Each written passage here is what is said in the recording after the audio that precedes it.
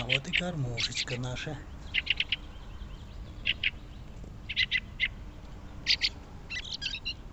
Земляк.